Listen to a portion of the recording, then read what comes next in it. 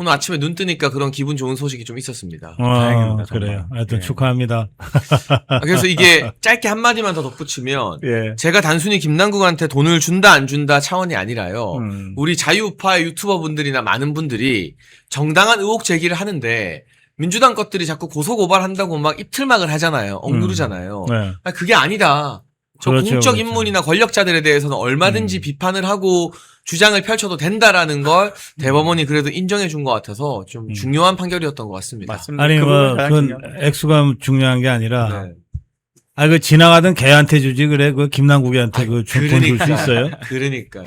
네. 그리고 이제 방금 말씀하신 것처럼 안 그래도 지금 이 정권이 팩트에 불리하잖아요. 네. 그러니까 입틀막하기 위해서 온갖 어떤 이 법적 조치로 협박을 하는데 그러면서 또 만든 법이 7월 7일부터 이제 시행한다는 입틀막법 만들어서 지금 주로 그들이 입법을 하면서는 자유파 유튜버들 입 맞겠다. 실제로 거기 유튜버 구독자 10만 명 이상 이렇게 적시가 되어 있어요. 목적이 뻔한 것이잖아요. 그런데 거기까지 가기도 전에 이렇게 대법원에서 좋은 판례를 만들어서 정말 전 다행스럽다라는 생각이 들고 정말 그 싸워주셔서 감사하다 말씀드리겠습니다.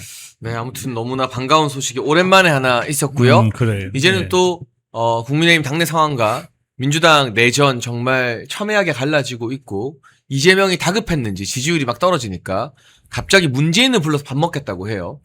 그런 이야기까지 오늘 쭉 한번 다뤄보도록 하겠습니다. 박사님 오늘도 또 대안과 미래가 장동혁 대표의 재선거 주장은 의총을 거스르는 해당 행위다. 사퇴를 촉구했고요. 여기에 이제 참지 못하고 우리 조강한 최고위원이 맞아요. 혼자 국회 소통관에 가서 대안과 미래는 도대체 너네가 하는 게 뭐냐. 대표 사퇴 말고 나도 이제 가만 안 있겠다. 대안과 미래가 헛소리하면 족족 나도 기자회견을 하겠다라고 했습니다. 저는 솔직히 말하면 이제 날파리 때도 막 앵앵거리는 것 같은 이제 여름이니까 모기들 나오는데 모기들 윙거리는 것 같은 짜증이 나는데 언제까지 이 꼴을 이 반복을 계속 두고 봐야 되는 건가요, 박사님? 대미래인지 대머리인지 이것들이 모여가지고 그 주장을 뭐 장동혁 대표 사퇴하라는 주장은 한두 번 한 게 아니니까 네. 또 그러려니 했는데 내용이 너무 심각해요. 내용이 내용이 뭐냐면 재선거를 주장한 것이 해당 행위라는 거예요. 그래서 정점식 원내대표가 좀 나서서라도 저런 소리 더 이상 못하게 해달라 뭐 이런 주장까지 하고 있어요. 자, 재선거를 주장하는 것이 해당 행위다. 그러니까 당 대표가 민심을 대변하는 것이 해당 행위다. 이거 아닙니까? 대다수 여론조사에서 재선거 필요성에 공감하는 국민이 60%에서 80%까지 나오고 있어요. 특히 젊은 층으로 가면 더 높죠. 예, 그렇습니다. 맞습니다. 그럼 이게 민심이지 뭐가 민심이에요? 그런데 그 민심, 재선거를 하라는 도둑맞은 참정권을 되찾기 위해서 선거를 한 번 더 하자고 하는 재선거 주장을 대변한다고 해서 민심을 대변한다고 해서 이걸 해당 행위라고 이것들이 규정한 거 아닙니까? 맞습니다. 그러니까 뭐 저는 뭐 긴 말 할 것 없이 이런 것들 쫓아내지 않으면 국민의힘은 국민으로부터 버림받을 수밖에 없다. 맞습니다. 아니 지금 해당 행위라는 표현으로 이제 시작을 해보면 해당 행위는 당에 행위를 끼치는 행위 아닙니까? 그리고 당이라는 거는 우리가 같은 이념 방향성을 가진 사람들의 모임이잖아요. 같은 정치적 방향성을 가진 사람의 그룹이라고 이야기한다면 해당이라는 것은 지금 이 당을 구성하는 사람들의 의견과 아주 많이 다른 길로 가면은 해당일 수가 있겠죠. 그 경우도 여러 가지 어떤 뭐 토론의 하나일 수도 있다라고 이야기할 수도 있지만 방금 말씀하신 뭐 여론조사 중에서는 특히 여의도 연구원에서 했던 당원들 상대로 한 여론조사에서는 85%가 지금 재선거를 찬성하는 거예요. 그 세대 구분 없이 85%가 찬성한다. 그러니까 굉장히 높네요. 당원의 85%가 찬성하는 재선거를 지금 앞장서서 추진하는 것이 해당 행위다? 이거는 완전히 지금 그 사실관계를 뒤집어 버린 발언이죠. 그 반대가 해당 행위죠. 지금 이렇게 지금 거기에 대해서 지금 지적하고 공격하는 그러니까 다른 의견을 낼 수는 있어요. 토론은 할 수 있습니다만 이걸 아주 전면적으로 부정하고 공격하는 이 행위가 바로 해당 행위입니다. 대안과 미래. 그러니까 정말 이 대안과 미래를 보면 제가 어제 우리 기강 확립 대상 1순위가 누구냐 대안과 미래의 간사 이성건 의원을 찝었는데 내 성견지명이 있었나? 이게 하루 지나서 이렇게 또 난리칠 걸 제가 미리 알았나 싶은 생각이 들 정도인데요. 여기에 대해서도 그 국힘 지도부 차원의 기강 확립이 있으면 좋겠다는 게 많은 당원들의 바람일 것 같습니다. 오늘 저희보다 1시간 앞서 방송된 SBS 뉴스 브리핑에 나온 허민 문화일보 기자의 발언을 보니까 지도부 핵심 관계자가 지금 당원들 대상으로 전당원 조사를 해도 60% 이상, 어쩌면 70%까지도 장동혁 신임이 나올 걸 자신하고 있다. 이거는 모르긴 모르지만 아마 내부 조사를 어느 정도 돌려봤을 가능성이 있거든요. 뭐 복수의 여론조사에서도 그렇게 나오고 네. 결국 이게 지금 그 싸움인 것 같아요, 박사님. 당의 주인이 당원이냐 아니면 국회의원이냐.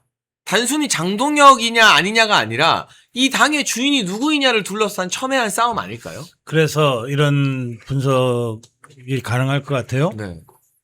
지금 이 장동혁 대표 사퇴를 둘러싼 뭐 공방의 본질은 당을 장악하고 있는 과도적 기득권 세력. 이게 다 배지 달고 있는 것들입니다. 저는 국회의원 110명 중에 한 100, 적어도 100명 정도는 무슨 자유민주주의적 핵심 가치를 갖고 있는 것이 아니라 그냥 공동의 그 이해관계에 엮여 있는 그 일종의 기득권 카르텔이라고 생각하는데요. 그러니까 이 당을 과도적으로 지배하고 있는 기득권 카르텔과 당원들이 싸우는 거예요. 그런데 장동혁 대표도 이런 사정을 모르진 않을 텐데 당 대표 쉽게 하려면 그 과도적 그 기득권 카르텔에 자기가 편입되면 돼요. 그러면 뭐 장동혁 하면서 아마 임기 편하게 채울 수 있을 거예요. 근데 장동혁 대표는 당원과 함께 국민과 함께 하는 길을 선택했단 말이에요. 그러니까 지금 저 과도적 지배 카르텔, 기득권 카르텔의 입장에서는 이게 자칫 잘못하면은 당원들한테 당을 뺏기게 생겼잖아요. 당원 주권이라는 것이 현실화되면 당원들이 진짜 주인 역할을 하는 거니까. 그렇죠. 이것들 이 기득권 카르텔은 뭐 산산조각 공중분해되는 거거든요. 그러니까 이 당원들한테 당을 뺏기면 안 되겠다. 그런데 그 당원들의 맨 앞에 장동혁이 서 있으니 장동혁부터 죽여야 되겠다. 이 싸움의 본질은 그렇다고 좀 봅니다. 따라서 우리 당원들은 구경꾼일 수가 없어요. 우리가 싸움의 당사자이고 주체인 거예요, 이미. 그래서 저는 당원들이 좀 더 적극적으로 행동해야 될 때가 됐다. 그렇게 말씀드리고 싶습니다. 지금 여기서 장동혁이 밀려나면 장동혁이라는 정치인 개인이 밀려나는 게 아니라 네. 당원이 주인 되는 시대는 영영 오기 힘들어지는 거잖아요. 그렇고 더 나아가면 네. 아마도 장동혁 대표가 만약에 저 기득권 카르텔과의 싸움에서 져서 네. 쫓겨나면 네. 책임당원 120만 중에 한 7, 80만 명은 같이 나이고 나도 뭐 더 이상 여기 정 떨어져서 못 있겠다 그러고 다 나갈 것 같아요. 당세가 급격히 쪼그라들 수 뭐 있다. 그 순간 완전히 저 국민의힘은 그야말로 이 한중혁밖에 안 되는 일종의 구락부로 전락하는 거죠. 네. 목회님은 어떻게 보십니까? 지금의 이 계속되는 대치 국면. 정말 그렇게 봅니다. 일단 지금 대안과 미래가 이제까지 주장해왔던 한번 그 흐름의 변화를 보면 작년에 대안과 책임이라는 집단이 나와가지고 11월 달에 이야기했던 것은 공천과 관련해 당원 비율 뭐 이런 것들에 대해서 문제를 삼았었죠. 지방선거 공천을 7대 3으로 하냐 5대 5로 하냐 이걸 가지고 트집 잡고 나왔었어요. 그러니까 애초에 등장부터가 이 관계였습니다. 자기네들이 원하는 사람들이 공천 받느냐 여부에 굉장히 어떤 혈안이 됐던 그때 대안과 책임의 4명의 구성을 보면 서울시장에 뭐 부시장을 했던 사람, 부산시장에 부시장을 했던 사람, 또 권영진, 조은희, 그리고 이성권 이렇게 그렇죠. 되잖아요. 뭐 대구시장을 했던 사람, 충북지사 선거에 뭐 굉장히 관계됐던 사람 이런 사람들이 구성이 돼가지고 누가 봐도 이거 광역단체장 선거 공천 문제로 지금 들어왔다라고 이제 우리가 봤었잖아요. 근데 이 사람들이 대안과 미래로 이름을 바꾼 게 친한계랑 결합하면서입니다. 그러니까 이제는 순수하게 오로지 공천, 밥그릇 요거 하나만 가지고 지금 뭉쳐 있는 것이고 지금 그때 이제 이야기하는 것들이 이렇게 하면 지방선거 집니다라는 명분이었고 그다음에는 한동훈을 안 들이면 지방선거 집니다. 그다음에는 한동훈을 들이지 않으면 총선 집니다. 명분은 계속 이런 식으로 변해 가는 것인데 그들 말대로 되는 건 없었어요. 그러니까 증명이 안 되는 겁니다. 계속 반박되고 있는 이제 뭐 결과가 드러나면 사실관계가 그들이 틀렸다라고 확인되는 그런 것들인데 그럴 때마다 계속 새로운 명분을 가져오는데 정말 끔찍한 게 이거죠. 재선거를 가지고 지금 자기들 투쟁의 명분으로 삼는 것. 그러니까 얼마나 이들이 정말 구체적으로 이 장동혁 대표가 잘못 가고 있다거나 뭐 이런 것에 대해서 인지하고 하는 것이 아니라 장동혁 대표 존재 자체가 우리에게 해가 된다. 이익을 침해한다라고 느낀다는 것이에요. 그러면 우리가 일반 대중들이 그리고 당원들이 이 정치를 왜 관심 가지느냐, 왜 우리가 참여를 하느냐라는 관점에서 볼 때 아주 심플합니다. 이들이 그 명확하게 우리의 적인 거예요. 우리가 이 지금 정당으로서 하고자 하는 대한민국의 개혁, 그 전에 당에서의 개혁 이런 것들을 막아야지만 자기들 이익을 지키는 집단이기 때문에 지금 발악하는 것이거든요. 당원 민주주의라는 걸 하는데 가장 방해가 된다? 당원들이 우리가 싸워야 됩니다. 이거 장동혁 대표 혼자 권력이 있으니 싸우라. 안 돼요. 그냥 지켜보면 안 돼. 우리가 당원들이 싸워야 되는데 제일 중요한 건 뭐다? 지금 최대한 많은 당원들을 모아야 된다. 여러분들 그냥 지지하시고 여러분들이 국민의힘이 잘 가길 바라신다면 당원 가입하고 보십시오. 그냥 뭐 당원 가입은 뭐 좀 정치에 더 몰입하는 사람들 것이지 아니에요. 어쨌든 걱정돼가지고 나라 걱정돼서 유튜브도 보시고 정치 뉴스도 보시고 하잖아요. 한 달에 1,000원이면 여러분들이 분탕 쳐야 될 땐 분탕 칠 수도 있는 것이고, 예. 지금 만일 당권을 예를 들어서 정말 우리 뭐 친한 게 끔찍한 인간이 당권 잡고 있다. 그럼 우리가 당원으로서 지금 권리를 가지고 있기 때문에 그들에게 억제기를 넣을 수 있는 힘이 되거든요. 거기까지 가기도 전에 그런 상황을 막을 수 있는 게 바로 당원의 힘에 있다. 당원 가입하자 부탁드립니다. 정말로 중요한 말씀인 것 같아요. 우리가 그냥 지지만 하는 게 아니라 고성국 박사님 말씀해 주신 것처럼 이거는 장동혁의 싸움이 아니라 조광안이나 김민수의 싸움이 아니라 우리의 싸움이다. 내 싸움이다. 내가 이 당의 주인으로 인정받느냐, 내가 자유우파 진영의 지지자들이 이 진영의 주인인지 아니면 소수의 그냥 공천받은 국회의원들이 주인인지 가르는 우리 싸움이기 때문에 우리가 한 달에 1,000원 내고 책임당원 되는 것부터 그 싸움의 출발점이 아닐까 싶습니다. 근데 이 와중에요. 이분 요새 메시지가 좀 재밌어요, 박사님. 홍준표 전 시장. 내가 요즘에 장동혁 옹호하는 거는 편드는 게 아니라 원칙을 말한 거고 국힘 지도부는 선전했다. 근데 정작 시도당의 공천 잘못한 거는 그 시도당 위원장들이랑 당협위원장 책임 아니냐. 구의원들이나 시의원. 특히 이게 서울에서 공천이 문제가 많았거든요.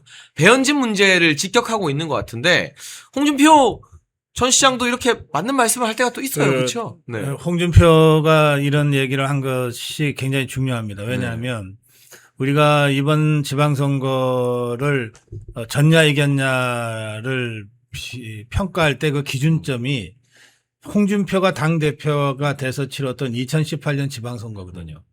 그러니까 2018년 지방선거를 이끌었던 홍준표가 자기가 이끌었던 선거와 이번에 장동혁이 이끈 선거를 비교하면서 장동혁이 선전했다고 평가해 주는 거거든요. 그러니까 뭐 제3자가 구경하듯이 하는 게 아니에요. 그러니까 홍준표가 저런 얘기를 할 때는 사실 괄호 안에 앞에 뭐가 있는가 하면은 비슷한 상황에서 나는 대참패를 했지만 비슷한 상황 또는 그보다 더 힘든 상황에서 장동혁은 선전하고 승리했다. 맞습니다. 이 말입니다. 그래서 같은 얘기도 누가 하는가에 따라 그 의미가 확 달라지듯이 홍준표가 저 얘기를 했기 때문에 굉장히 의미가 있는 얘기다. 이런 말씀을 우선 드리고요. 지금 홍준표의 발언 중에는 이런 게 있어요. 그 당의 공천 과정도 잘 모르는 초보 기자들이 자꾸 내 말이 뭐 장동혁을 옹호하는 발언인 것처럼 잘못 쓰고 있는데 그게 아니고 나는 팩트를 얘기한 거다 이거 아닙니까? 원칙이다 그냥. 네. 원칙. 그러니까 그 지방선거는 3,500여 명 가까운 후보를 공천을 하는 거잖아요. 그러니까 당 지도부가 모든 지역에 공천을 다 하는 건 불가능해요. 불가능하죠. 그래서 처음부터 당 지도부는 16개 광역단체장 그리고 50만 이상. 50만 명 이상. 이상의 기초단체장 그다음에 재보궐선거 국회의원 후보 요것만 중앙당에서 공천하겠다고 한 거예요. 그래서 그것만 공천 끝난 다음에는 공관위가 해체됐어요. 그런데 그 와중에 이제 다른 그 16개 시도의 기초단체장과 광역의원, 기초의원 공천은 도당, 시당 차원에서 쭉 진행이 된 거예요. 말씀하신 대로 이번 지방선거 과정에서 가장 공천 난맥상을 보인 것이 서울이죠. 서울하고 경기도입니다. 아, 서울의 특정 지역은요. 네. 그 실제 증언들이 나왔는데 네. 장동혁에 대해서 어떻게 생각하냐? 장동혁 대표 칭찬하거나 옹호하면 다 잘렸다는 말이 있어요. 그렇습니다. 거의 사상 검증을 당했다. 예, 서울시당 그거를 공천 주도했던 면접에서. 게 서울시당위원장 배현진이죠. 네. 그런데 말도 안 되는 공천을 해갖고 왔지만 중앙당에서 일부 제재를 가했으나 뭐 선거가 이미 막 본격적으로 시작되는 상황이라 한계가 있었죠. 예, 네. 그래서 어쩔 수 없이 인정을 해주고 갈 수밖에 없었어요. 서울시가 그랬고 경기도가 그랬습니다. 그런 점에서 지금 홍준표가 그 얘기를 하는 거예요. 대부분의 그 광역 후보 16명, 그 다음에 그 14군데의 국회의원, 그 다음에 50만 명 이상의 시장 빼놓고는 너네가 다 한 거 아니냐. 너네가 다 말아먹은 것 아니냐. 근데 왜 그 책임을 장동혁한테 덮으시오. 장동혁이 직접 공천한 광역단체장이나 국회의원 선거에 있어서는 훌륭한 성적을 거뒀잖아. 그렇죠. 네. 이 얘기인 거죠. 그러니까 어쨌든 우리가 2018년보다 훨씬 낫다고 하는데 그걸 2018년인 당사자가 나와서 이렇게 말을 해주면 평소 다른 부분에서 홍준표 전 시장의 발언이 옳고 그른가 별개로 이 장동혁 대표 체제가 선전했다는 데는 굉장한 설득력이 생기는 그렇습니다. 거잖아요. 예. 의원님. 네, 맞습니다. 지금 이제 이야기한 부분 중에서 이제 홍준표 전 시장도 제일 강조하고 싶은 건 이걸 겁니다. 기자들이 이런 걸 잘 야말 못 잡아요. 배현진이 망쳤다. 아까 말씀하셨던 이제 서울시당 케이스는 이제 면접 차원에서부터 뭐 사상 검증을 장동혁 기준으로 사상 검증을 하기도 했지만 여러 가지 아주 끔찍한, 그러니까 기존에 이미 지금 의원직을, 시의원직을 가지고 있는 사람들도 말도 안 되는 이유로 컷오프하고 그런 케이스들이 수두룩했습니다. 특히 당원들의 어떤 민심을 잘 순응하는 혹은 그걸 더 중시하는 사람들 위주로 다 잘렸어요. 그러면 그 카르텔에 부역하는 사람들이 그 자리를 차지한 겁니다. 그 공천은 굉장히 인위적이고 굉장히 잘못된 절차들을 거쳤는데, 그러니까 우리 중앙당의 어떤 이 선거의 책임을 물어보려면 중앙당이 절차에서 잘못한 게 있으면 문제 삼으면 돼요. 근데 그런 건 전혀 없지 않았습니까? 그런데 서울시당의 어떤 이 절차에서는요, 가장 심각한 문제는 그 서울시당 공관위원회의 문제, 구성의 문제예요. 공관위원장이 배현진이었습니다. 그리고 공관위원 중에는 배현진의 가처분 사건을 변호했던 사람이 들어가 있었어요. 그리고 다 친한계들밖에 없던데요. 전부 다, 그러니까 친한계라고 말할 것도 아닌 그냥 송파 지역에서 배현진이랑 관계가 있을 법한 사람들 위주로, 배현진이 주최한 어떤 행사에서 무슨 뭐 오페라 노래를 불렀나? 뭐 그런 사람들, 이런 식으로 구성을 한 거예요. 그러니까 누가 봐도 이거는 배현진 혼자 원하는 대로 하는 거를 방해 안 할 거수기들을 뽑았다, 이렇게 우리가 의심할 수 있는 과정이거든요. 공천을 가지고 그리고 그 성과 결과물을 가지고 비판하려면 이런 걸 가지고 이야기해야 됩니다. 과연 지금 중앙당의 장동혁 지도부의 공관위가 문제 지적받을 게 뭐가 있을까요? 이런 뭐 구체적인 비교를 한다면. 그리고 결과를 놓고 볼 때도요, 우리가 전국에서 뭐 기초의회를 가지고 비교하면 그래도 55대 45까지로 선전했습니다. 정말 선전했어요. 서울시장은 심지어 시장을 이겼어요. 그리고 서울시에서의 행정동별 투표 결과를 보면 거의 200대 200으로 거의 팽팽했습니다. 그런데 그 행정동별로 우리가 이긴 지역에서도 우리가 시의원을 못 뽑은 거예요. 오로지 그러니까 그러기가 힘들잖아요. 우리가 지방선거는 투표용지가 6장, 7장이기 때문에 줄 세우게 하는 게 어떻게 보면 관성이다라고 이야기하는데 도대체 얼마나 그 후보가 싫었길래 기호 2번을 쭉 찍다가 시의원 선거만 되면은 다른 번호를 찍냐고요. 이상한 사람 공천했다는 뜻인 거죠. 그거. 정말 화가 나서 화를 낸 겁니다, 유권자가. 이런 걸 우리가 문제 삼아야 되는데 언론이 정상이면 홍준표가 이런 이야기 할 필요도 없어요.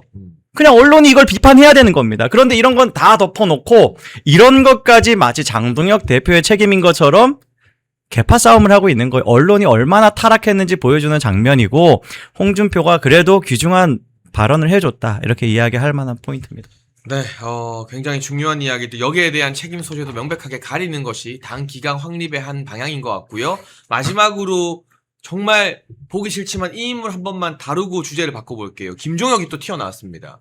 장동혁 대표가 기강을 언급했다. 나를 또 제명할 건가? 법원에서 가처분 판결 나왔다고. 근데 저는 이런 김종혁 같은 인간, 배현진 시당 위원장, 법원 가처분 결과 상관없이 법리도 보완해서 다시 재징계 들어가야 된다고 보거든요. 저도 그렇게 그게 안 되면 당 기강이 살겠습니까? 거기에 더해서 지금 개파 정치로 당을 분열로 빠뜨리고 있는 대한과 미래의 간사인 이성건 의원 같은 사람도 본보기로 징계해야 된다고 보고요. 이게 또 징계 국면이냐 뭐냐 하겠지만 이 완전 콩가루 집안 들고 어떻게 총선과 대선을 치르겠습니까? 박사님 이 문제는 어떻게 넘어가야 되나요? 그냥 좋은 게 좋은 거라고 넘어가야 되나요? 아니면 다시 한번 원칙을 세워야 되는 건가요? 근데 누구요? 김종혁이. 그럼 네. 누구예요? 큰 그거는요. 가치가 없다. 네. 권성수라는 판사가 싸지른 배설물입니다. 네. 뭐 누군지 잘 모르겠네. 근데 방송에 너무 많이 나와요. 일부러 그러니까 너무 불러요 이 사람을. 그럼 써먹기 좋은 모양이죠. 저는 이렇게 봐요. 지금 우리가 아주 절체절명의 전쟁을 치르고 있는 중이고요. 우리가 유리하다고 할 수 없어요. 우리가 지금 뭐 사면 초과 상태라고도 할 수 있습니다. 이재명 종북주사파 개딸 세력이 행정부 장악해 입법부 압도적으로 장악해 사법부까지 다 무릎 꿇려 뭐 이런 상황에서 우리가 대한민국 수호를 위해서 전쟁을 하고 있잖아요. 그러니까 마치 지금 우리가 처해 있는 상황은 낙동강 전선을 지켜냈던 다부동 전투와 같은 상황이에요. 그때 다부동 전투를 지켜낸 그 영웅이 백선엽 장군 아닙니까? 네, 마침 오늘이 6.25군요. 그렇습니다. 백선엽 장군이 이 다부동 전투 제가 실제로 다부동 칠곡에 있는 다부동을 가보니까요. 뭐 그 낙동강 남쪽에 이제 우리 쪽 진지가 있고 낙동강 북쪽에는 북한의 정예 사단 3개가 이걸 포위하면서 쫙 밀고 내려오는 상황이었는데 고개가 높지도 않아요. 거기를 어쨌든 그 사수하기 위해서 그 지게부대까지 그 나타났던 것 아닙니까? 그렇게 높지는 않지만 어쨌든 고개니까 그 고개 위로 탄약 뭐 이런 거를 이제 운반을 해야 되니까 다 지게 지고 민간 우리 일반 국민들이 거기 뛰어들었던 거거든요. 행주 대첩. 그런데 이제 그 전투에서 그 백선엽 장군이 그 말을 하잖아요. 만약에 내가 도망가면 나부터 쏴 죽여라. 이러면서 사단장이 제일 앞에 서서 싸움을 지휘하잖아요. 그러니까 바로 그런 정신이 지금 우리 자유파와 국민의힘에 필요한 거예요. 네. 내가 도망가면 나부터 쏴 죽여라 라고 하는 정신이요. 이런 게 기강입니다. 지금 우리한테 필요한 게 그런 사직생의 정신이고 그 사직생의 정신을 구체적인 행동으로 표현할 수 있는 거가 기강 잡는 거예요. 그러니까 어제 장동혁 대표가 이제 일주일 만에 퇴원해서 국민들 앞에 기자회견을 하면서 제일 먼저 그리고 가장 강하게 강조한 것이 기강 확립이에요. 보수 재건의 첫 출발점은 기강 확립이다. 그러니까 저는 뭐 장동혁 대표가 그 오랫동안 고심하고 고심해서 내린 결론이라고 봅니다. 이 기강 확립이라고 하는 게 사실은 선거가 한참 진행 중인 상태에서는 정말 하고 싶어도 하기 어려운 거잖아요. 후보로 뽑아놓고 이 징계할 수가 없으니까. 그래서 사실은 한 100일 이상 참고 참았던 거예요. 그리고 병원에 입원해서 온갖 이 전국 구상을 하면서 내린 결론이 바로 그거거든요. 기강 확립부터 해야 보수 재건 가능하다. 그러니까 저는 이번에 장동혁 대표의 이 기강 확립 발언은 절대 엄포로 끝나지 않을 거다. 그리고 일단 당 대표가 기강 확립을 제일 먼저 내세웠으므로 이 기강 확립을 하기 위한 당 기구가 윤리위입니다. 예, 윤리위도 당연히 당헌 당규상 규정되어 있는 절차를 엄격하게 지키면서 해야 되겠지만 동시에 속전속결로 해야 됩니다. 질질 끌면 안 돼요. 네. 뭐 윤리위가 한 달에 한 번 회의하는 단체 그 위원회가 아니잖아요. 필요하면 하루에 2번, 3번도 회의할 수 있습니다. 네. 그건 윤리위원장의 결단과 윤리위원들의 참여로 이루어지는 거거든요. 그리고 어떻게 보면 그 말도 안 되는 권성수 남부지법의 판결을 토대로 해서 네. 이제는 정말 물 샐 틈 없이 네. 조치를 취해 나가야겠죠. 네. 윤리위가. 그래서 저는 장동혁 대표의 이 기강 확립을 저 한동훈, 오세훈 똘마니들도 이거는 이번에는 장난이 아니겠구나 라고 느꼈을 거예요. 본능적으로. 그리고 이 기강 확립을 세울 때 윤리위의 징계 대상이 될 수밖에 없는 자들이 뭐 대머리인지 대미래인지 포함해서 한 줄잡아 한 30-40명의 국회의원이 되지 않겠어요? 네. 저 한동훈이한테 밥 먹으러 내려갔던 애들까지 네, 포함해서 네. 그러니까 이 자들이 이제 곧 임박한 징계, 뭐 당원권 정지부터 뭐 탈당 권유에 이르기까지 임박한 징계를 앞두고 발악한 것이다. 네. 그렇게 좀 봅니다. 뭐 김모식이 같은 자는 좀 논의할 가치도 없고. 논의할 네. 가치도 없어요. 현역 의원들에 대한 징계로 들어가야 된다. 그리고 이번에는 제대로 해야 된다. 그리고 할 각오와 의지를 당 대표가 어제 분명히 보여줬다. 그걸 보여주고 내가 사직생의 각오로 뛰어나가면 우리 100만 당원들이 다 함께 싸워주게 되는 거죠. 당연합니다. 목회님 어떻게 보십니까? 이 기강 확립 보면. 예, 뭐 그렇게 생각합니다. 지금 장동혁 대표가요. 이번에 있는 동안에 지금 이 전국 상황 다 지켜보지 않았겠습니까? 그리고 장동혁 대표가 뭐 의식을 잃은 상태가 아니었기 때문에 당연히 어떤 상황을 지켜보는 건 지켜봤지만 어떤 메시지를 내는 거는 자제하셨죠. 뭐 그거는 일단은 어떤 뭐 심신의 안정을 위해서도 그런 측면이 있었습니다만 장동혁 대표가 어떻게 보면 본인의 어떤 발언이라든가 메시지가 나갈 때 그 효과를 당연히 고려했을 거라는 생각이 들고 그렇게 뭐 지금 입원해 있는 동안에 한 5일, 6일 정도 메시지를 절제했던 것들을 발산하는 그 시점에 냈던 메시지는 굉장히 강력했다. 그 어떤 반전 효과가 더 컸다라고 이야기하겠습니다. 그래서 결국에는 이제 당 내부의 어떤 기강을 어떻게 잡느냐. 지금 기자들도 이제 그 측면으로 뭐 여기저기 호사가들 혹은 정치인들 만나서 뭐 원내 이제 의원들한테 질문도 하고 뭐 그렇게 하고 있는데 결국 이제 다 같은 그림을 그리고 있을 거예요. 기강, 윤리위에서 징계 뭐 이런 걸 지금 생각을 하고 있을 텐데 중요한 건 지금 이 모든 뭐 말하자면 이제 권력 잡고 있는 기득권, 카르텔들이 지금 간과하고 있는 건 그 과정에서 유권자들이 어떻게 생각하느냐예요. 제가 지금 당원을 굉장히 강조했습니다만 어쨌든 중요한 건 표를 주는 사람들, 이 사람들 지금 뭐 공천만 받으면 무조건 당선되나요? 그랬으면은 서울시의회 많이 우리가 이겼어야죠. 그렇지 않다라는 걸 지금 확인한 선거거든요, 오히려. 유권자들한테 배제당하면 공천을 받아도 집니다. 전 대구에서도 질 수 있다라고 봐요. 이거 지금 유권자들의 정치를 보는 감각과 수준이 굉장히 높아지고 있어요. 특히 이 참정권 문제가 내가 정치에 잠깐 관심을 잃었더니 내 권리가 침해당한 애를 사실 느끼고 있었어야 되는데 못 느꼈던 걸 이번에는 체험을 했어요. 결정적으로. 네. 완전 결정적으로 체험했어요. 이 사람들이 지금 당연히 지금 민주적 권리, 우리가 쟁취해야 되는 권리를 위해서 싸우고 있는 장동혁 대표를 오로지 자기 지금 공천 밥그릇 때문에 흔든다라는 걸 지금 다 보고 있거든요.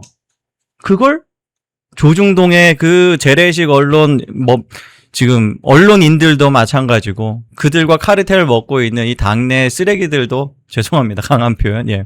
마찬가지고 이런 사람들이 전혀 지금 민심을 못 읽고 있고 그 민심 못 읽는 거는 그들 자신에게 괴멸적 타격으로 반드시 돌아갑니다. 이 부분에 대해서 어떻게 하면 지금부터라도 체험하게 해줄 수 있을까? 어떻게 하면 그거를 피부로 와닿게 할 수 있을까? 지금 일단 언론 같은 경우는 좋은 케이스가 뭐 중앙 미디어가 망한 거잖아요. 망한 이유가 뭐겠습니까? 이게 대중의 지지를 받고 사랑을 받는 매체였으면 이렇게까지 무너지지 않죠. 단순히 그 몇 가지 경영 판단만 가지고 벌어진 일은 아니에요. 이건 지금 언론에 대해서 불신이 굉장히 컸고 그런 것들이 예능을 같이 하는 종편에까지 타격을 준 것이 결정적이었다 생각을 합니다. 마찬가지로 일단 국민들이요. 기본적 아직도 안 하신 분들이 계신데 조중동 절독 좀 하세요. 제발. 조중동을 절독하는 게 굉장히 의미가 큽니다.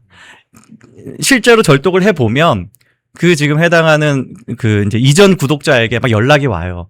그러면서 하는 말이 왜 지금 절독하시냐라는 질문이 와요. 그러면 지금 논조에 대해서 우리가 불만을 가지고 있다. 지금 특히 이제 당내 분탕들만 지금 돕고 있는 것에 대해서 분노를 가지고 있다라고 하면 그런 부분들이 곧 바뀔 겁니다라고 일단 거짓말을 하더라고요. 이 징계 국면에서 좀 과단성 있게 또 그 아주 신속하게 그 징계를 해서 기강을 확립해야 되는데 이제 장동혁 대표 체제가 이런 걱정을 혹시 할 수도 있겠다 생각이 들어요. 뭐냐면 징계를 대대적으로 하면 저것들이 집단 탈당을 해가지고 그래서 이 개헌저지선 100석이 무너지는 건 아니냐 뭐 이런 걱정을 할 수 있다고 저는 생각합니다. 저는 그런 걱정할 필요 없다고 생각해요.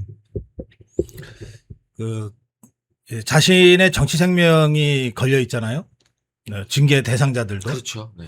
이것들이요, 집단 탈당해서 바른정당 만들어 봤지만 어떻게 망했는지를 누구보다도 잘 알아요.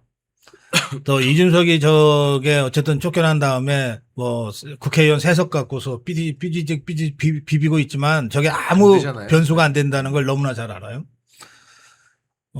안철수가 무슨 당 만들어서, 해봤지만 안 된다는 거. 그래서 결국은 두 손 두 발 다 들고 지금 국민의힘에 들어와 있잖아요. 이런 걸 우리가, 너무 많이 봤기 때문에 적어도 지 정치 생명이 걸려있는, 탈당 감행? 이거는 꿈도 못 꿉니다. 그러니까 한동훈이도 어떻게든 비비적거리고 들어오려는 거예요. 그러니까요. 저게 나가겠다고 하는 게 아니잖아요. 그렇죠. 들어오겠다고. 예, 들어오겠다고 저 비비적거리는 거 누가 아니에요. 나와서 밖에서 뭘 만들어서 할 수 있을 것 같으면 네. 내 밑으로 다 모여 하겠죠. 아, 그렇지. 지들도 아는 거예요. 예, 그렇기 때문에 징계한다고 해서 저것들이 집단적으로 탈당해서 뭐 제3세력을 구축하고 어쩌고 저쩌고 그건 절대 불가능합니다. 그러니까 그거 걱정할 필요 없어요. 그리고 국회의원을 징계한다. 징계 수준에 따라서 절차가 좀 다른데 제명을 하려 그러면요 좀 복잡해요. 제명을 하려 그러면 마지막에 의총에서의 추인 절차가 필요해요. 근데 이거는 저 기득권 카르텔들이 딱 그 의총장에서 부결시킬 거기 때문에 그 제명은 쉽지가 않아요. 한동훈이는 국회의원이 아니었기 때문에 의총을 열 필요가 없어서 그냥 제명해서 쫓아낸 거예요. 그러면 제명 안 시키면 되지. 저는 당원권 정지 2년을 권합니다. 2년. 다음 예. 총선에 아예 예, 그렇죠. 나오지 못하게. 3년까지도 필요 없어요. 우리가 당헌 당규에는 3년까지 할 수 있게 돼 있는데 3년까지도 할 필요 없어. 2년만 딱 정지시키면 이 자들이 총선 때 공천 신청을 못 해. 그렇죠. 당원이 그걸로 아니니까. 끝나는 거예요. 네. 네. 그런데 또 케이스 바이 케이스가 있잖아요. 네. 그중에 좀 더 아주 재질이 악질이다. 나쁜 자, 네. 악질인 자들은 뭐 당헌권 뭐 3년 하고 네. 또 하여튼 이 좀 깐족깐족거리고 해서 혼은 내야 되겠는데 그 정도까지는 아니다 그러면 당헌권 1년 정도 주고 이렇게 차등을 줘버리면요. 야, 거기서 나는 어쨌든 살아남았네 하는 자들은 동조 안 해요. 이래 주거나 저래 주거나 어차피 죽겠다 싶은 것들은 좀 저항할 수 있지만 그 저항은 최소화할 수 있거든요. 그래서 저는 장동혁 지도부가 당내의 국회의원들 다수의 지지를 받는 강력한 당 지도부가 아니라 하더라도 얼마든지 칼을 휘두를 수 있다. 그리고 이 어떤 결정이든 당원이 압도적으로 지지할 거 아닙니까? 정 안 되면 그때 가서 전당은 신임 투표를 붙여도 되고 그때 가서 이것들이 자꾸 뭐 집단적으로 저항을 하려고 그러면 바로 그 문제를 가지고 전당원 투표로 들어가도 돼요. 예를 들면 배현진이다 누구다 하는 것들 우리가 다 당원권 정지에 2년을 때렸는데 이것들이 저항이 심하다. 이것에 대해서 전당원의 의견을 묻겠다. 당대표의 신임을 물을 필요도 없어요. 그냥 이것들 이 징계하는 데 대해서 전당원 어떻게 생각하십니까? 이게 간단한 거거든요. 한 이틀 전화 돌리면 되는 거예요. 그렇죠. 네. 그런 방식으로 해서 저것들의 저항을 아주 원천적으로 무력화시킬 수 있는 여러 가지 수단이 있어요. 그러니까 좀 과감하고 신속하게 행동하자. 지금은 장동혁 대표가 태어나면서 이야기한 당의 기강 확립이 보수 재건의 첫걸음이다라는 걸 이제는 행동으로 보여줄 때다라는 말씀까지 나누고 있고요. 지금 여러 외부 변수에도 불구하고 벌써 또 7,000분 가까이 실시간 봐주고 계신데요. 저희 30초만 광고 볼 동안 한 분도 빠짐없이 좋아요 누르면서 함께해 주시면 좋겠습니다. 잠깐 광고 보고 오겠습니다. 네, 멸콩TV에서 신제품 환신 나이가라 2+1 특별 할인을 진행 중입니다. 50년 전통의 신화제약에서 회사의 명예를 걸고 자신있게 만들었습니다. 면역력 강화, 혈액순환 개선, 피로 개선, 기억력 개선, 항산화에 도움을 주는 식약처 인정 건강기능식품입니다. 특히 밤에 주무시다가 화장실 문제로 불편을 겪는 분들에게 추천드립니다. 멸콩TV와 함께하는 환신 나이가라 많은 문의와 사랑을 부탁드립니다. 네, 지금 저희 돌아와서 일단 선관위 이야기 좀 더 짚어볼 텐데요. 특검을 거부하면 혁명 수준의 국민 저항이 일어날 것이다. 대통령이 책임을 밝혀야 된다. 장동혁 대표가 말했는데 이 와중에 법원은 잠실 개표소 투표함 등에 대한 증거 보존을 기각했습니다. 선관위가 말도 안 되는 증거 인멸을 하고 있음에도 불구하고 선관위가 법에 따라 보관해라라고 했는데 이 사태 박사님 쉽게 가라앉지 않겠죠. 올림픽공원 어제도 가시면서 또 핫도그도 봉사하시고 하신 걸로 제가 알고 있는데 열기가 어떻습니까? 좀 식어가고 있나요? 아니면 더 뜨거워지고 있나요? 전혀 식지 않습니다. 전혀 식지 않나요? 네. 평일과 주말에 좀 이 올림픽공원에 모이는 인원수가 좀 차이가 나요. 근데 그거는 처음부터 그랬어요. 그렇죠. 주말에 더 많이 나오고. 아니 청년들이 직장 다니거나 학교 다니는 청년들이 어떻게 그 3주 내내 그 낮에 나올 수가 있습니까? 그러니까 평일날 낮 시간에는 좀 사람이 줄죠. 반면에 이분들이 모은 그 뜨거운 열정을 주말에 나와서 다 푸시는 거예요. 그래서 이거는 뭐 집회 시간이 몇 시부터 몇 시까지 정해져 있는 게 아니기 때문에 그 올림픽공원 참여 인원을 추산하는 방식은 연인원 방식으로만 해야 정확해요. 그러니까 하루에 아침부터 밤까지 몇 명이 나왔다가 가셨냐. 이렇게 따지면 대략 한 4만에서 5만 정도가 지금도 평일날 나오고 계시고 그다음에 주말 경우에는 15만에서 20만 명 정도의 연인원이 토요일과 일요일 하루 이렇게 나오고 계시는 걸로 저희들 추정합니다. 그러니까 열기가 전혀 식은 것이 아닙니다. 그리고 매일 이렇게 새로운 선관위 관련된 뉴스들이 터지고 또 터지니까 이제 난 할 만큼 했다 들어가려 하다가도 열받아서 다시 나가게 되는 것 같아요. 당연하죠. 지금 국조가 바로 그 역할을 하고 있어요. 국조 자체는 정말 들여다보니까 야 이런 거 해서 뭐하냐. 그런데 지금 우리 장혜선 최고위원 말씀하신 대로 저걸 보니까 야 이거 우리가 올림픽 공원이라도 지키지 않으면은 또 예전과 똑같이 돌아가겠네라고 하는 생각을 더 실감나게 하게 되신 거거든요. 그래서 두 가지 효과가 있습니다. 국조는 첫째는 이러니까 특검해야지. 두 번째는 이러니까 올림픽 공원을 우리가 지켜야지. 예, 그래서 그 열기는 결코 식지 않습니다. 그런데 지금 그 증거보전 신청 기각은 이건 집안들끼리 그 짬짬이로 해먹는 거기 때문에 얼마든지 예상할 수 있었어요.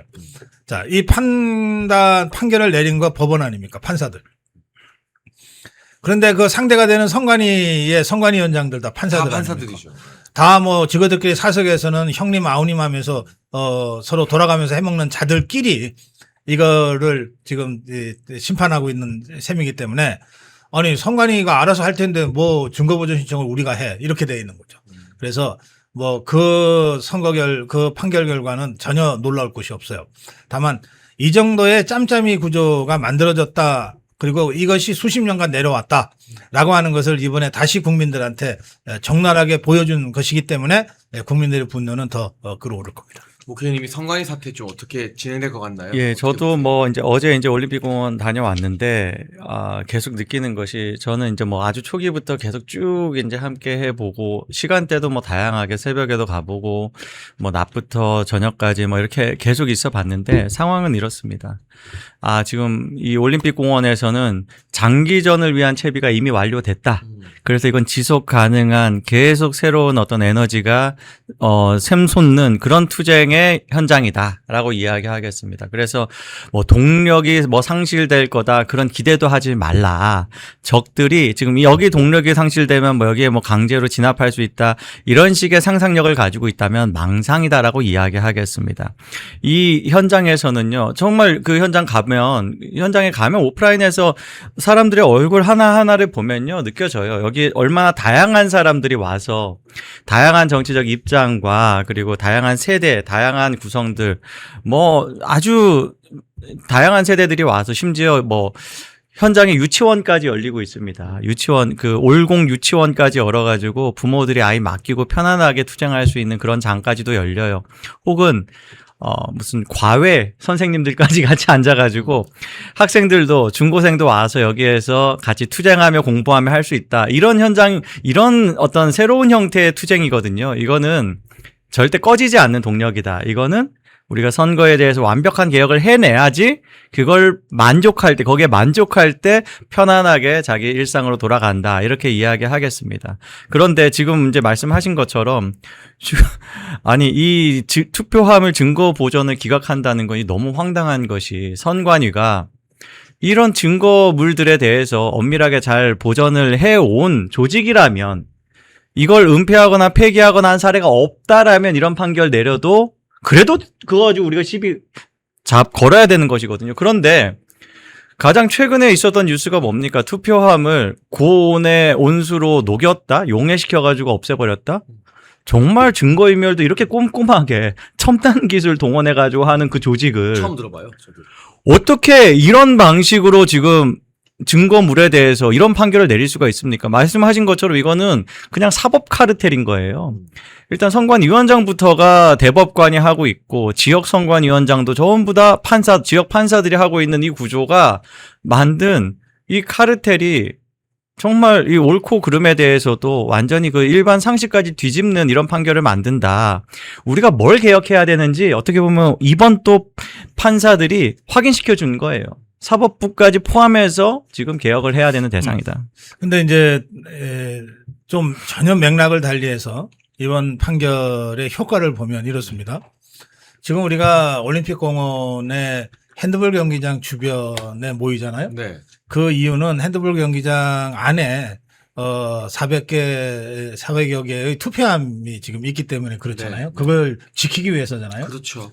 그러니까 법원이 이것들의 그 사법 카르텔 구조를 벗어나서 조금만 좀 넓게 보면 증거보전 신청을 받아들여서 법원이 이 투표함을 우리가 보관하겠다고 가지고 가면 올림픽공원에 우리 국민들이 나갈 이유가 없어져요. 그렇잖아요. 그렇게 되면 이 올림픽공원이 어떤 면에서는 동력이 또 해소가 될 수도 있는 거죠. 네, 그렇습니다. 이게 우리가 투표함을 누가 해코자 하고 어떻게 지키기 할까봐 위해서 거기 지키기 모이는 위해서 거니까. 모이는 것이니까 네. 그래서 올림픽공원에 모이는 거잖아요. 네, 네. 증거보전 신청을 해서 이걸 법원이 가져가겠다고 하면 못 가져가라고 막을 수가 없잖아요. 네. 그리고 꼭 거기에 모여야 될 상황도 아니게 될 수 네. 있거든요. 네. 그런데 이것들이 올림픽공원에서의 국민 행동을 계속 하지 않을 수 없게끔 판결을 내려버린 거예요. 그래서 이 판사가 아주 진짜 그 강한 자유우파 판사라서 올림픽공원 모이면 계속돼야 돼. 뭐 이래서 이런 판결을 내렸을 가능성은 전 없다고 생각하지만 결과적으로 지금 그렇게 돼버렸습니다. 오히려 좋아. 그리고 오히려 사실 좋아. 이거는 이재명 정북수사파 정권 입장에서는 올림픽공원에 국민이 계속 모이고 국민 행동을 한다고 하는 게 얼마나 큰 정적 부담이겠어요. 그런데 이걸 아주 멋있게 해소할 수 있는 절호의 기회였거든. 근데 이것들이 이걸 놓쳐버린 거예요. 이게 어떻게 보면 근시안적으로 그렇죠. 예. 선관위를 봐주려고 하다 보니까. 그러니까 이것들이 지금 거의 작동이 안 되는 거예요. 제가 보기에 요즘 이 이재명 종북 주사파 똘마니들 하는 짓을 보면 이것들 무슨 정세 판단을 하지도 못하고 네. 무슨 대책을 내놓지도 못해요. 이것들 지금 막 그냥 둥둥둥둥 떠내려가고 있어. 예. 그런 상황의 반영이 어제 판결이었다. 저는 그렇게 예, 그런 맞습니다. 측면도 우리가 같이 볼 필요가 있다고 생각해요. 네, 굉장히 중요한 지적도 박사님이 해주셨습니다. 법원과 선관위가 카르텔인데 얘네가 서로 지켜주려다 보니 오히려 그렇습니다. 올림픽공원에 우리가 계속 모여있게 만드는 동력을 남겨둔 셈이다. 맞습니다. 이래서 제가 고 박사님과 방송하면 참 많이 배우게 됐어요. 무슨 말씀을. 그리고 완전히 이제 색다른 관점이었어요. 국정조사 관련해 가지고 이야기한다면 아까 말씀하신 것처럼 국정조사 덕분에 특검을 위한 동력이 더 만들어지는 것이고 어떤 그런 걸 토대로 해서 이제 장동혁 대표가 특검을 받아들이지 않으면 국민적 저항에 대해서 강하게 이제 경고할 수 있는 것이고 그리고 우리가 무엇을 지금 개선해야 되는지 혹은 무엇이 형사적으로 문제되는지를 사전에 좀 확인할 수 있습니다. 어떻게 보면은 이 국정조사 왜 하냐라고 이제 메시지를 냈던 분들이 빨리 이런 부분에서 뭐랄까요, 이런 뭐 전략적인 판단에 대해서도 빨리 어떤 그런 소양을 갖추시길 바란다라고 말씀을 드리면서 어제 이제 좀 황당했던 거 몇 건이 있는데 선관위원장 대행하고 있는 위철환, 그러니까 이재명의 밥 친구잖아요. 관용차 차량 2부제를 관용차 2대를 가지고 우회한다. 야, 거의 재벌이네요. 네. 무슨 뭐 만수릅니까? 하나는 홀수, 하나는 짝수 이렇게 번호판에. 그러니까요. 아니 애초에 지금 차량 2부제 하는 취지가 뭡니까? 차량 운행을 덜 하자라는 거잖아요. 그거를 자기들이 이거 지금 어떤 이 공무를 하기에 지장이 있다 하면은 그 뭐 절차를 밟아가지고 이재명한테 항의를 하든가. 애초에 이재명이 만든 이런 상황에 대해서 이재명의 어떻게 보면은 뭐 이재명의 임명 아닙니까 사실상. 그런 상황에서 이재명의 뜻을 거스른다? 그걸 이런 방식으로 거스른다? 이거 오히려 민주당이 더 분노해야 되는 거 아니에요? 네, 정말. 우리 정치학의 오랜 이론 중에 하나가 있어요. 스투피드 이론이라고요. 그러니까 독재 권력이 무너질 때 도저히 이해할 수 없는 몰상식한 멍청한 결정들이 연이어서 나온다. 그러니까 그렇죠. 이게 얘네가 왜 그렇죠. 이러지? 예. 싶은 것들. 예. 그리고 이게 계속 나오면서 깨달았을 때는 이미 그 깔때기의 끝에 휘말려 들어가듯이 알아도 빠져나올 수 없는 상황까지 된다는 거예요. 그렇죠. 그렇게 해서 망한다는 건데 이를테면 위철안이 같은 거는 저 좌파 것들도 어떻게 저런 게 할 정도로 이 정말 이 국민의 이 민심을 완전히 배신하는 그런 엉뚱한 짓들을 지금 여기 나와서 하고 있잖아요. 지금 그렇죠. 기사도 많이 나와요. 민주당에서 위철한 골칫덩이라고. 아니 그러니까. 네. 근데 저 위철안이 그렇게 하라고 내보낸 건 아니잖아요. 네. 잘 할 거라고 생각하고 내보냈는데 내보냈겠죠. 그리고 위철안이도 집단에는 잘 한다고 하는 짓인데 저런 거예요. 사고가 나는 거죠. 계속. 그러니까 이런 스투핏한 결정들과 언행들이 계속 나와요. 앞으로도 계속 더 나올 거고. 네. 그러면서 깔때기의 끝으로 빨려 들어가듯이 이재명 정권이 무너지고 있다고 좀 봅니다. 아우 정말 공감 갑니다. 열콩TV는 이재명 정권의 독재에 맞서 행정, 입법, 언론의 자유를 지키기 위해 노력하고 있는 채널입니다. 여러분의 후원은 채널 운영과 대한민국의 진실을 알리는데 큰 힘이 됩니다. 우리의 자유와 미래를 지켜갈 수 있도록 멸콩 천사에 가입해 주시고 멸콩TV를 응원해 주십시오. 가입 및 후원을 원하시는 분들은 아래 배너의 전화번호나 댓글 링크로 문자 또는 가입 신청해 주시면 멸콩TV 더 좋은 출연진들과 함께 항상 좋은 방송을 만드는데 큰 도움이 되겠습니다. 멸콩천사 후원 가입 많은 관심 부탁드립니다.